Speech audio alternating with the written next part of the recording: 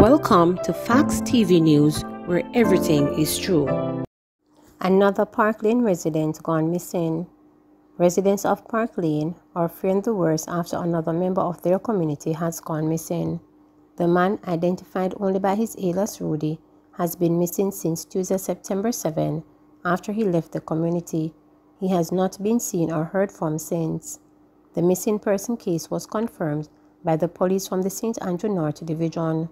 The community has been on edge since a gun barked on July 24th, leaving 3 men dead and 3 others injured.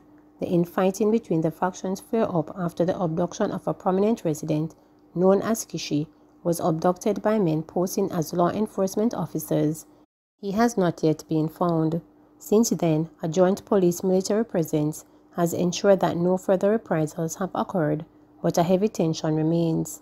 Several residents have fled the community as gangsters loyal to Kishi have embarked on a revenge mission to purge Park Lane of persons who are thought to be aligned to a faction led by a man who is presently incarcerated and rumored to be directing criminal activities from his prison cell. Subsequently to the triple murder, Woody was taken into custody and interrogated by police, but was later released. His disappearance is troubling to his loved ones who fear the worst. Everyone is concerned that them don't see Rudy, and we know that because police and soldiers in here, the bad man them can't come in and show nobody, so they target people when they leave the area. We know how them cool, and we only hope him still alive, one resident said. Park Lane runs off the arterial corridor of Red Hills Road to the south and is bordered by 100 Lane to the east and Pennant Terrace to the west and north. All I do is take a shot of rum and garlic, and that is my vaccine. Prime Minister Andrew Holness, during a tour of the Grand Spend area of St. Andrew on Wednesday, attempted to convince residents that vaccines which guard against the deadly COVID-19 disease were made by man with inspiration from God. Holness made the comment in hopes of changing the minds of some Jamaicans who harbor negative perceptions about the COVID-19 vaccines. He said that getting vaccinated is the only way for the nation to return to normality. However, members of the public scoffed the Prime Minister for his statement, with some insisting that God did not create the vaccines through science. One man even suggested that the Prime Minister's judgment could be impaired. Vernal Hines stated, "God no make no vaccine. I don't take my vaccine and I won't be taking none of the vaccines. God no make no vaccine for nobody. This thing is just a heads of state thing for man to make money. This is a man-made disease and it is just a money-making thing. If you notice how the government is pushing and promoting for you to take vaccines, it's not right in my point of view." George Harriet stated, "I don't believe in vaccines because from I was small, vaccines hurt me. I get fever and thing. Even that thing they call polio in the early 1980s, never took that vaccine. All I do is take a shot of rum and garlic and that are my vaccine. Me not even go doctor. My wife and family take it and I couldn't stop them from taking it, but I am not taking it. If you are allergic to shellfish, you are not going to try it because you know it is going to mess you up. Before COVID, vaccines mess me up bad, so me nah go take it. It gives me fever and so on. My father didn't make me take the polio vaccine and me there same way and girls still love me." Mike Simmons stated, "It is very important to take the vaccine. I have no problem with people taking the vaccine. It is up to you, but what I am saying is that I respect Andrew as a young Prime Minister. I am going to take the vaccine because I know sooner or later I will have to travel and move around. Science over the world study these things and they were inspired by God to do things. This thing, novel coronavirus, is mashing up all over the world, and every head of government or Prime Minister come together to do the same thing, so it is very good Jamaicans should go and take their vaccine." Kevin Lewis pointed out, "Nothing no go so. I true him want people to take it. Me did I go take it, and me not even go take it again, because it not even make sense. He might try to convince people too much to make we take it. He might pay people, and he might come with God, this and God that, so me not even go take it." Delroy Armstrong noted, "Based on what I understand, he said God created man and gave them the knowledge to do things to the best of their ability for mankind in general. The vaccines is inspired by God through man that it can protect mankind. I don't see anything wrong with that. God created man to do things, and that is the purpose of man, to create things. Organized Crime Unit, JDF, helping to curb crime in Clarendon. Increased monitoring of crime hotspots, combined with support from the Police Force's Organized Crime Unit and the Jamaica Defense Force, are being credited with a double-digit percentage decline in serious and violent crimes in Clarendon. Deputy Superintendent of Police Owen Brown reported in Thursday at a meeting of the Municipal Corporation that 215 violent and serious crimes were reported for the period January 1 to September 4, 2021. For the comparable period in 2020, the numbers were 247, a decline of 32 or 13% less. There has been also a greater level of success in solving crimes committed in the parish. In terms of the clear-up rate, 58 or 27% of the 215 incidents of serious and violent crimes have been cleared in 2021 when compared to 34 crimes cleared for the previous year, he explained. During his report, DSP Brown also told the meeting 24 firearms and 293 rounds of ammunition have been seized. Residents were largely obeying the curfews, and there were ongoing efforts to shut down illegal parties. We have had cases where a person run. In most cases, we are able to arrest the promoter or the selector because they can't run leave the equipment behind, he said. We continue to do our best to ensure the parish is a safe place for all, although we are up against some serious challenges because there are still some guns and gangs operating in the parish, and the gangs seem to have some level of control in our communities, the lawman added. We are working to build back that relationship between the police and citizens, but we are being challenged to ensure the parish enjoys some semblance of peace. During the meeting, Councillor Kenneth Davis, who represents the Maypen East Division, which is home to the Volatile Farm and Effortville communities, commended the police for their extensive work in those areas. With the cohesiveness between the police and citizens, we are seeing a change coming around the corner, and the communities welcome these activities, he said. 652 new COVID cases, 11 more deaths. Jamaica recorded 652 new COVID-19 cases and 11 more deaths on Friday, according to the Ministry of Health and Wellness. It brings the infection total to 75,297 and virus death toll to 1,704. The new cases comprised of 386 females and 266 males, with ages ranging from 2 days to 99 years. The cases were recorded in Kingston and St. Andrew 151, St. Catherine 120, St. Anne 66, St. James 65, St. Elizabeth 61, Manchester 52, Clarendon 34, Trelawney 32, St. Thomas 25, Westmoreland 24, Hanover 16, and St. Mary 6.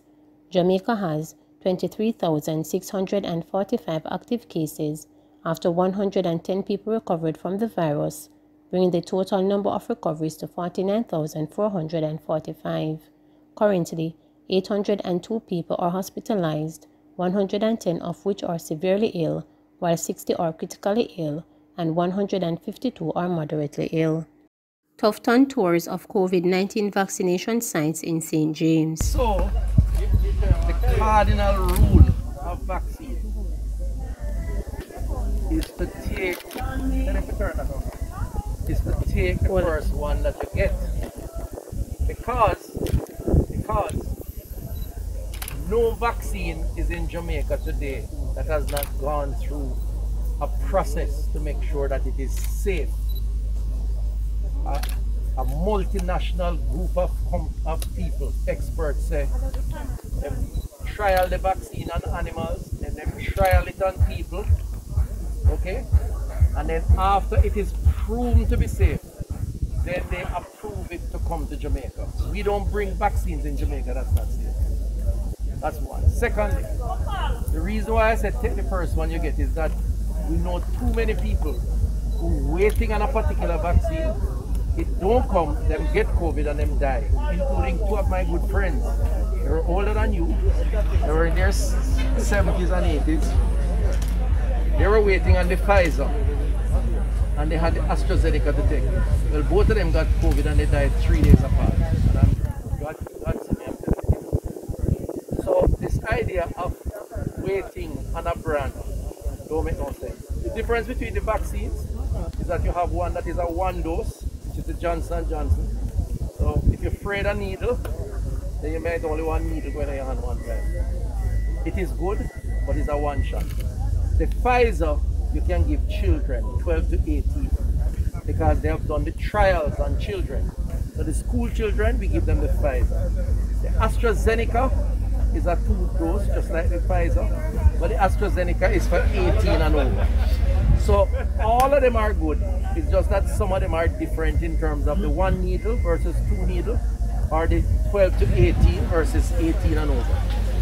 Any one of them have here, you can take your 20 something. But let me tell you, one other thing which hopefully will help you to make a decision. Hospitals, them have a lot of people with COVID now. All of the people who die in hospitals today are people who did not get their vaccine or get their double dose. If you look in America, all the people in the hospital are people who don't take the vaccine. So what I'm saying to you ladies, and a lot of young people are getting COVID now, the vaccine is what is going to keep you out of hospital. And especially if you have underlying conditions. If you're obese, if you have hypertension, if you have diabetes, if you have cancer, those are the things that require you to take a vaccine, because if you get COVID with those things, you are going to end up in hospital, and we have no space at the hospital. So trust me when I tell you, I've taken the AstraZeneca, the 2-dose, and I am okay. 500,000 people in Jamaica are taking it, and nobody has died. 4 billion people in the world have taken it, nobody no died. The only people who are dying and going to hospital are the ones who don't take it. Am I convincing now?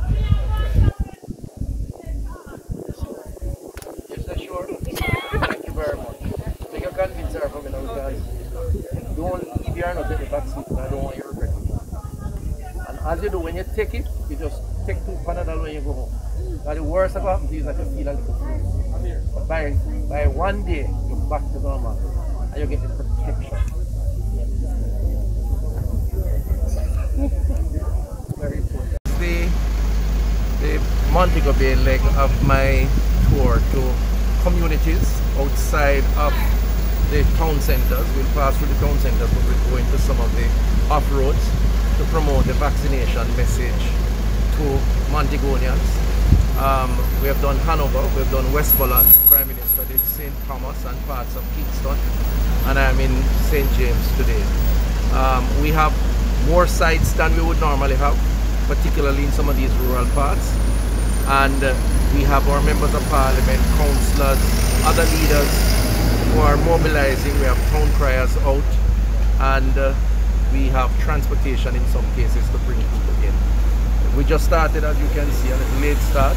This is one of the more traditional sites, which normally would be very crowded. Yesterday I understand that they had quite a turnout.